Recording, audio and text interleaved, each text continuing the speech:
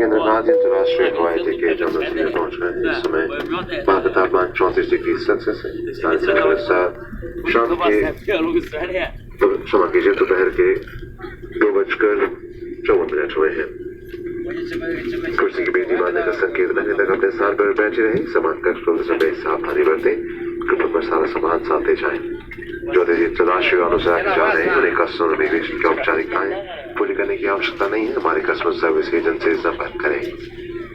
अब आप अपने मोबाइल फोन का इस्तेमाल कर सकते हैं। चाहे इसकी बुकिंग